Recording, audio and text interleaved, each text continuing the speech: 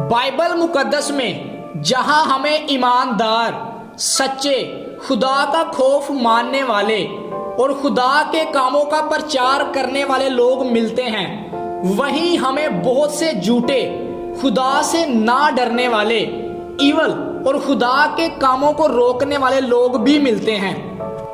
आज इस वीडियो में जिस करैक्टर पर हम बात करने वाले हैं वो है मलका इजाबेल, क्वीन जेजबेल।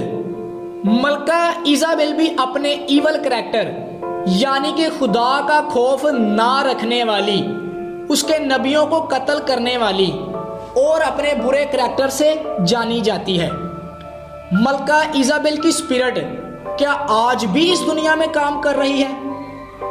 इसकी स्पिरिट लोगों में दाखिल होकर उनसे कौन कौन से काम लेती है और इस मलका का क्या करैक्टर था, तो हम जानेंगे आज की इस वीडियो में। तो प्लीज वीडियो को पूरा देखिएगा, यह वीडियो आपकी बहुत हेल्पफुल होगी इस इजाबेल के करैक्टर को जानने में और आज के इस दौर में काम करती हुई इस स्पिरिट को जानने के बारे में, जो कि नौजवान लड़कों और लड़कियों में दाखिल होकर अपने बहुत से काम आज भी पूरे कर रही है। तो चलिए शुरू करते हैं।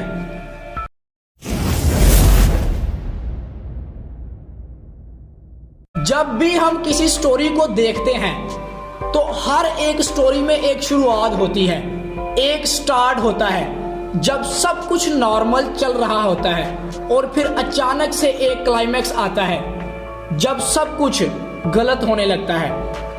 ऐसी ही कुछ स्टोरी है आज हमारी इस वीडियो में, तो हम बाइबल से ही जानेंगे।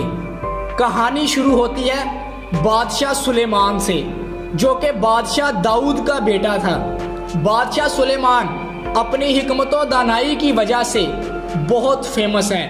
बादशाह सुलेमान ही वो बादशाह था जिसने हैकल को तामीर करवाया था, लेकिन जब उसने बादशाहत पर अपने पूरे कदम जमा लिए तो उसने कुछ ऐसे गलत काम करने शुरू कर दिए जिनसे खुदा ने उसको मना किया था। मिसाल के तौर पर उसने उन गैर यहूदी औरतों से शादी करवाई जिनसे खुदा ने उसको मना किया था। यहाँ से कहानी में बुराई का शुरू हो जाता है। जब सुलेमान की वफात होती है तो इसराइल की बादशाहत हिस्सों में बंटना यानी तकसीम होना शुरू हो जाती है। इसके बाद जितने भी बादशाह इसराइल में आते हैं वो खुदा के खिलाफ ही चलते हैं। वहां पर मूर्ति पूजा होने लगती है, गलत प्रचार होने लगता है, बाल देवता की पूजा शुरू हो जाती है और लोग सच्चे खुदा से मुंह मोड़ लेते हैं। फाइनली जब बात आती है इसराइल के 7वें बादशाह, द 7th किंग, बादशाह अहियाब की, जब ये बादशाह आता है तो उस वक्त सारा इसराइल खुदा से बहुत दूर जा चुका है। सारा इसराइल अब मूर्ति पूजा और दूसरे देवी देवताओं के पीछे लग गया है। अहियाब बादशाह की बुराई अब ऊपरी लेवल तक पहुंच चुकी है, लेकिन उसकी इस बुराई की सबसे बड़ी वजह है उसकी बीवी मलका इजाबेल, क्वीन जेजबेल। इन दोनों की कहानी हमें मिलती है पहले सलातीन में। हम पढ़ेंगे पहला सलातीन 21 बाब और 25 आयत। लिखा है, क्योंकि अहियाब की मानद कोई नहीं हुआ था जिसने खुदावंद के हजूर बदी करने के लिए अपने आप को बेच डाला और जिसे उसकी बीवी इजाबेल उबारा करती थी। अगरचे अहियाब अपनी बुराइयों का जिम्मेदार खुद था, लेकिन उसकी इन बुराइयों की जड़ थी उसकी बीवी मलका इजाबेल। इजाबेल एक बुत प्रस्त औरत थी और खुदा से ना डरने वाली और उसके हुक्मों को ना मानने वाली एक खातून थी। वो बाल देवता और इश्तारत की पूजा करने वाली खातून थी। सिर्फ यही नहीं, वो खुदा और उसके नबियों से नफरत करती थी। इसलिए उसने खुदा के बहुत से नबियों को कत्ल करवा दिया था। जब हम बादशाह अहियाब को क्लोजली देखते हैं तो हमको पता चलता है कि एक वक्त था जब ये बादशाह अपने कामों से तौबा करना चाहता था, लेकिन जब भी कोई उम्मीद की किरण दिखाई देती तो मलका इजाबेल اس کو ختم کر دیتی، اس امید کی کرن کو بجھا دیتی ہے۔ یہ سٹوری بہت ہی انٹرسٹنگ اور نوٹیبل ہے۔ جب ہم دیکھتے ہیں اس باب کے شروع میں یعنی پہلا سلاطین 21 باب میں، تو ہمیں پتہ چلتا ہے کہ ایک نابوت نام کا شخص ہے جس کا تاکستان بادشاہ اہیاب کے محل کے ساتھ لگا ہوا ہے۔ بادشاہ اہیاب کو وہ تاکستان چاہیے ہوتا ہے اور وہ نابوت سے وہ تاکستان نقد قیمت پر مانگتا ہے، لیکن وہ اسے دینے سے انکار کر دیتا ہے، جس پر راجہ اہیاب اداس ہو جاتا اور گھر واپس لوٹتا ہے تو کھانا بھی نہیں کھاتا۔ تو اس کی بیوی ایزابل پریشانی کی وجہ دریافت کرتی ہے تو وہ سارا واقعہ بتا دیتا ہے۔ تو ملکہ ایزابل اس سے کہتی ہے کہ تو پریشان نہ ہو، وہ تاکستان میں تجھے دلاؤں گی۔ تو کیا ہوتا ہے؟ ملکہ ایزابل کچھ لوگوں کو بھیج کر اس تاکستان کے مالک کو مروا دیتی ہے۔ اگرچہ اہیاب کی بیوی نے اس کو مروایا تھا، لیکن وہ بھی اتنا ہی گنہگار ٹھہرا۔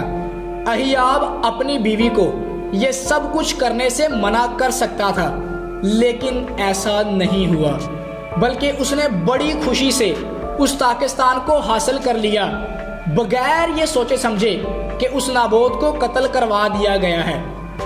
اس کے بعد انٹری ہوتی ہے خدا کے ایک سچے نبی کی، جس کا نام ہے ایلیا، جس کو یہ ایزابل قتل کروانے کی کوشش کرتی ہے۔ یہ سٹوری آپ سب لوگ جانتے ہی ہیں، اس لیے میں شارٹ میں بتا رہا ہوں آپ کو، کیونکہ اس سے پہلے بھی وہ اپنے علاقے میں آنے والے ہر نبی کو قتل کروا دیتی تھی۔ تو یہ ہے ملکہ ایزابل، جو اپنے غلط کاموں کی وجہ سے بہت مشہور تھی۔ اس کے علاوہ اس عورت کی سب سے بڑی برائی تھی سیکشولیٹی کو پروموٹ کرنا، اڈلٹری کو پروموٹ کرنا یعنی کہ بڑھانا۔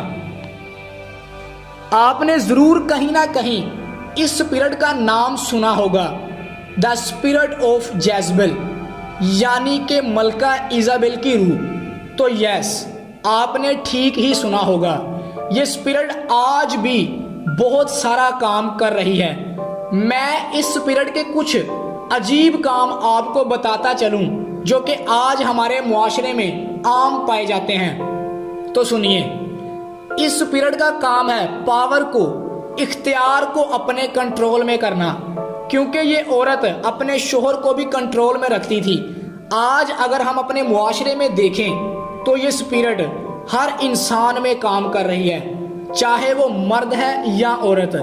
مرد چاہتا ہے کہ سارے گھر پر میرا کنٹرول ہو، اور عورت چاہتی ہے کہ میرے اوپر کسی کا کنٹرول نہ ہو، بلکہ ہر کام میں اپنی مرضی کے مطابق کروں۔ یہ گھر گھر کی کہانی بنی ہوئی ہے، آپ اپنے ارد گرد چیک کر سکتے ہیں، میں خود سے یہ نہیں بتا رہا ہوں آپ کو، آپ خود دیکھ سکتے ہیں۔ اب اس اسپرٹ کا مین اور بڑا کام جو کہ ہے زنا اور حرام کاری۔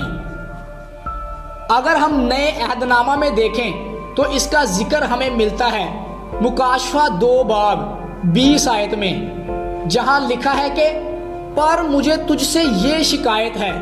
یہ خدا کلیسیا سے کہہ رہا ہے، چرچ سے کہہ رہا ہے کہ مجھے تجھ سے یہ شکایت ہے کہ تو نے اس عورت ایزابل کو رہنے دیا ہے جو کہ اپنے آپ کو نبیہ کہتی ہے اور میرے بندوں کو حرام کاری اور بتوں کی قربانیاں کھانے کی تعلیم دے کر گمراہ کرتی ہے۔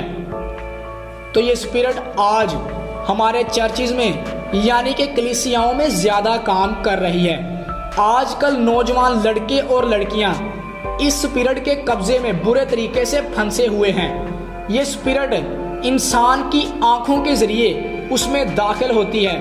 ہو سکتا ہے کہ آپ کو میری یہ باتیں تھوڑی عجیب اور بری لگیں، لیکن یہ بات میں نہیں بلکہ بائبل کہہ رہی ہے کہ یہ اسپرٹ ہماری کلیسیاؤں میں یعنی چرچز میں کام کر رہی ہے۔